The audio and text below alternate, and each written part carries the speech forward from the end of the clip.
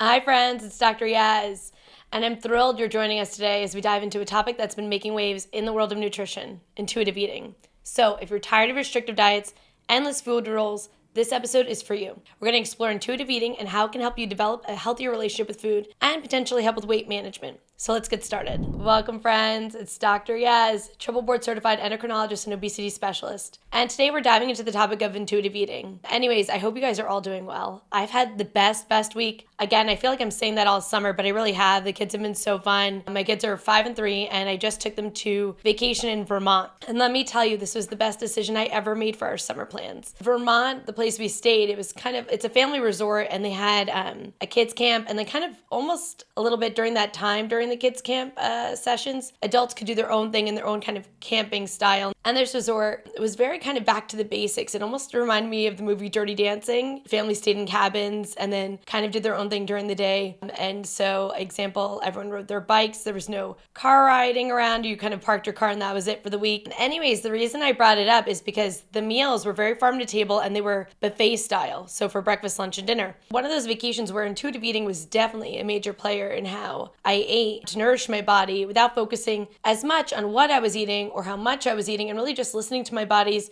natural hunger and fullness cues rather than adhering to a specific diet, which made it just so much more enjoyable. And I will say intuitive eating was a really big part of my weight loss journey when I was going through it, and really focusing on things like my strength rather than my size, and focusing on how foods made me feel really helped me in my journey and helped me develop a healthier relationship with food and myself. So example, knowing that I'm getting strength has been such a big part of my journey. So we were we're supposed to do water skiing, but someone by accident took our boat and wound up on a wake surfing kind of boat. And I was really intimidated. I said, man, the last time I did water skiing, I couldn't even pull myself up. How am I going to wake surf? And lo and behold, 3 tries in, I was up and I was surfing. And I said, wow, if that's not a testament to really my improved strength, I don't think anything else is. It felt so cool to ride the waves. I've never ridden a wave, and those kind of, improvements in your health and lifestyle just from listening to your body. And, even when I work out, I intuitively eat. It's all connected, and it's been really just such a wonderful journey for me. So I'm hoping by sharing a little bit about intuitive eating, you may take me up on it and give it a try yourself. So in this first segment, I kind of want to talk about what actually intuitive eating is. So in essence, intuitive eating is an approach that encourages listening to your body's natural hunger cues and fullness cues, rather than adhering to external diet rules. The concept is developed by dietitians Evelyn Tribal and Ellis Resch in their groundbreaking book,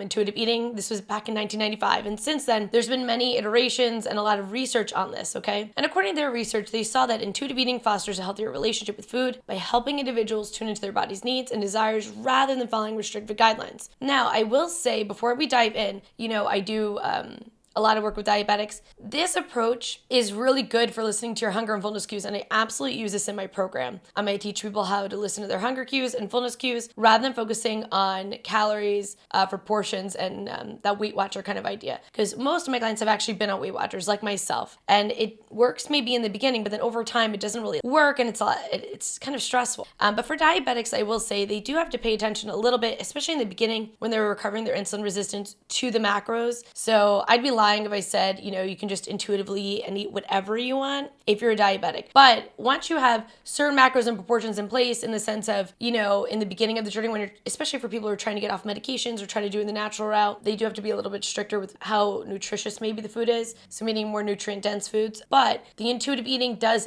give that freedom of not having to count the calories as well. And so when we talk about intuitive eating, the key benefits of it is that it focuses on self-care and body respect rather than weight loss per se. The weight loss is kind of a secondary benefit. And so the idea is that if you become in tune with your body, you can achieve a more balanced and sustainable approach to eating. So studies have shown that intuitive eating is definitely associated with healthier body weight, better nutritional intake, and improved psychological well-being. So especially for my clients I work with who suffer from diabetes, so diabetes and obesity, we focus on fixing the sugar, right? Because that messes with our hunger cues. So we do need to fix that first. That's a little bit of a different approach for diabetics. But if they weren't diabetic and their hunger cues were intact, you could jump right into the intuitive eating approach. But in my experience professionally, especially with diabetics, we do fix the hunger cues, fix the sugar first. We'll dive into that in another episode. And then after that, we dive into, our no hunger weight loss program, which is an intuitive eating program. So the next thing I want to dive into is the 10 principles of intuitive eating, each of which plays a crucial role in helping you develop this relationship with food. So the first thing you have to do is you have to reject diet mentality. Okay, so it's basically about letting go of diet culture. Diets, they promise, quick fixes, but they basically always lead to the same cycle. So if you've ever lost weight and regained it, you might have done this, where you go this cycle of restrict, restrict, restrict, then binge, shame, takes forever to get back on the horse again, and then you do the whole cycle over and over, because this causes negative, long-term health on your body. It's stressful on your body, and also your trust with yourself to be able, to eat a certain way. So the next principle is just honoring your hunger. Intuitive eating doesn't just mean eating as much as you want for pleasure and then stopping when you're full, like Thanksgiving dinner. If you do that, you're gonna put on weight. I don't care who you are. But the principle is basically listening to your body's hunger signals. So there's a lot of studies on this. There was one study published in Appetite. It looked at paying attention to hunger cues that can lead to a more balanced eating pattern and better for weight management. And there's a lot of studies showing this actually works. But to do it, you really have to get in tune with your body. When I say don't ignore your hunger cues, I mean don't,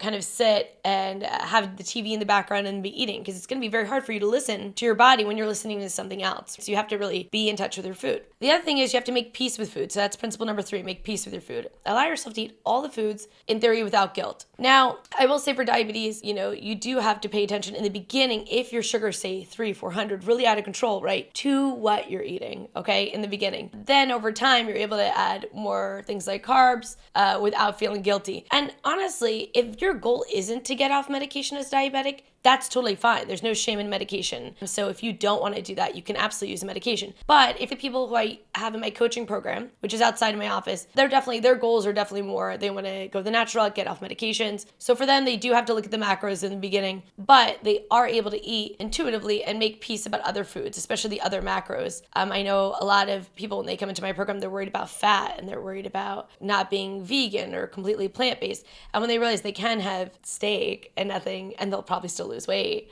they're very happy about this. So anyway, so the idea is that when you give yourself unconditional permission to eat, you reduce the power the specific foods have over you, which can lead to a healthier eating habit. So example, people always ask me, do you have, processed food in your house? And they're talking about my kids. Do I have like Cheetos in the house? And yes, absolutely. We eat Cheetos at my house. We have, we're on a road trip to Vermont, and absolutely at all the snacks, there's fructose syrup in there, probably in a mandarin orange or something like this. And you know what? I don't look at it as having processed foods in my car or at my house, whatever, on a road trip. What I think about is I try to focus on eating nutrient-dense foods, and some are less nutrient-dense. Nothing more, nothing less. I don't put this negative or positive self-talk into it. It's just really difficult, but it's something that will definitely help you. So by basically taking out the morality of it, by not letting that food have power over you, you're really able to start intuitive eating. So the next principle, number 4, is challenging the food police. You basically want to overcome negative self-talk about food. So this kind of relates with the last one. And it shows that the research is there, when you,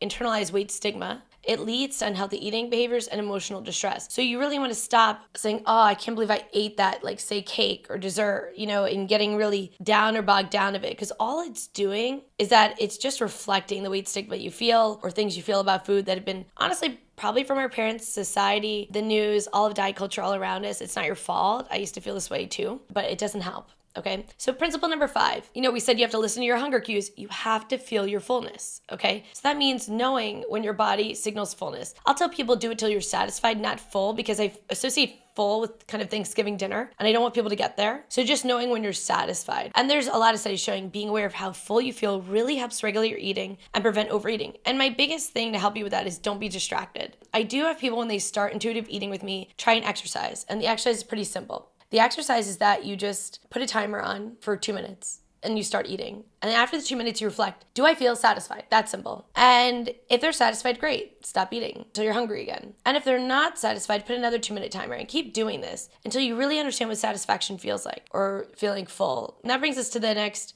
principle, is finding joy in your meals. Basically, the multiple studies, they highlight that eating foods that you can enjoy leads to a more satisfying and balanced eating experience. So don't eat things that you hate. If you don't like salad, don't maybe eat salad. Don't force yourself to do something you don't like. Again, associate that positive foods with tasting bad, negative foods with tasting good, you're creating that cycle. So just find meals you enjoy. So example, in Vermont, as you know, I'm PCOS, suffer from insulin resistance. I do tend to lean toward a lighter carb diet. I don't count my carbs anymore. I don't have to anymore. Thank God. Everything's, in remission that way. But, in Vermont, I would definitely get a salad and an awesome blue cheese dressing that I really enjoyed. I had it every night. And, I intuitively ate. So meaning I ate when I was hungry, I stopped when I was satisfied. It was very easy to be hungry on this trip because there's so much activity. We were water skiing, canoeing, playing tennis, volleyball. We didn't stop moving.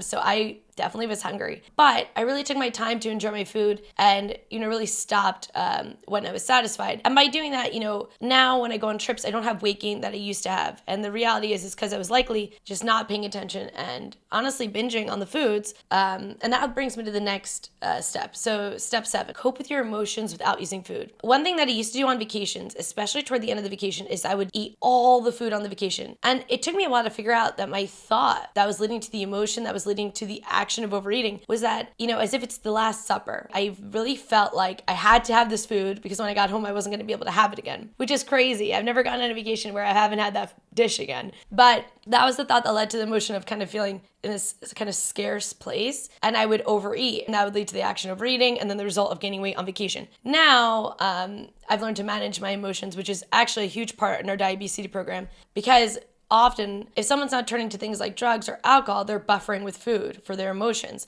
And emotional eating often leads to the overeating weight gain. And so if you've ever had a season in life when things have been difficult or maybe even easier and you've been kind of bored, you may find yourself overeating. Okay, so that's number 7, coping with your emotions. 8 is respecting your body. We need to accept and respect your body as it is. Now, I'm not saying you don't have to have goals to change. Example, for me, it was really a nice goal. I said to myself when I couldn't water ski before that I would want to do that in the future. I wanted to, improve my strength. That's not changing my body. I accept my body the way it looks, but I wanted to improve my strength and I wanted to wake surf, and I did. So that's different than body acceptance. So body acceptance is accepting it completely as it looks, okay? Because it's linked to healthier eating behaviors and better psychological health. Respecting your body for where it is now. I respect my body when I couldn't water ski. I respect it now that I can. And I also respect my size. I don't obsess over it. It's the least thing I care about. As long as I feel good, I'm happy with that. And often, so many of us want to lose weight for how the body looks or this or that. And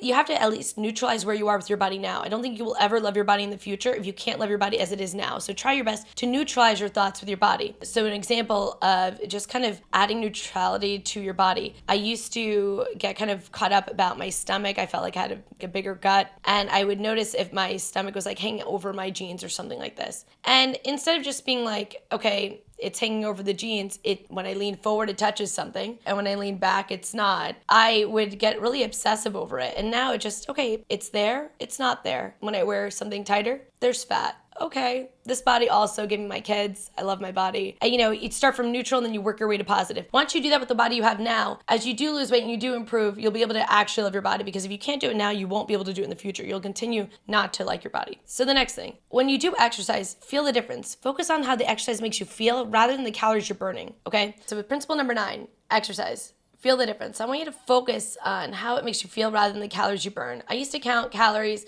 if I do a half hour on this and calculate it out. But honestly, if you're just doing something you enjoy with physical activity, this will lead to more consistent exercise habits, and it absolutely will improve. So I've been doing a lot of yoga and Pilates, which aren't necessarily active sports. But when I went to this, resort, I was able to do all the sports that normally I wouldn't have been able to do, I think, in the past, including things like water skiing, wake surfing. And so even though I didn't practice those things, because I was doing so much enjoyment with my physical activity I did at home, I was able to pick up a new activity very easily. So don't focus on, certain things too much. Just do stuff you enjoy. For me, yoga and Pilates are my favorite, and of course walking. I talked about that in my exercise video for diabetics, so check that out if you haven't. But that's the ticket, is just do what you like, and this will lead to more consistent exercise. So what I tell people is, if they're not exercising, try 5 minutes a day. Just start with 5 minutes a day. Starting with exercise 5 minutes a day, but making it a habit, and then increasing it to say 10 minutes a day, 15 minutes a day, to a half hour, whatever your goal is. And if you can do that, you win. The next principle, number 10, okay, is honoring your health with gentle nutrition. Basically, when you look at food,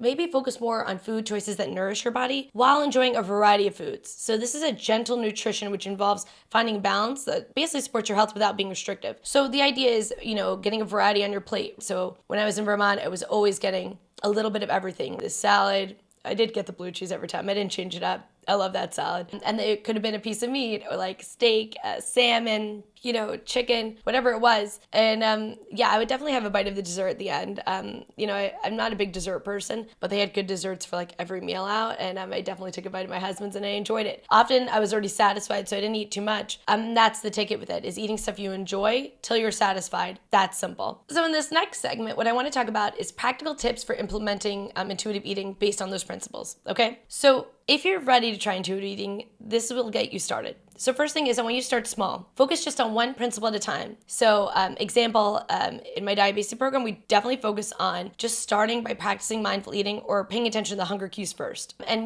this is common with most people who teach intuitive eating, is they tell you keep a food journal. Tracking your hunger and fullness levels. Okay, so reflecting on your eating experiences, how hungry you were, how full you were, or I like to say satisfied. I kind of avoid the word full, but a lot of people use a fullness kind of scale. And this basically helps you become more aware of your body signals. The next thing is definitely practice mindful eating. So slow down, savor each bite. This mindful eating approach can help, your eating behaviors and help with weight management. Remember, it takes about 20 minutes, depending on the study you look at, to know for your body from that gut-brain connection to realize you're full. So if you slowly eat and really savor each bite and pay attention, you're going to understand when you're satisfied. The next thing is definitely seek support, okay? So connect with communities or professionals who can guide you through the journey, because this isn't something you can just kind of pick up on your own. You definitely need to practice it, read about it and really do these exercises to start understanding it. Because if you weren't doing this naturally, or if you were doing naturally, maybe you wouldn't be having some of the health problems maybe you're having. So definitely getting some support, it can be invaluable for lasting changes.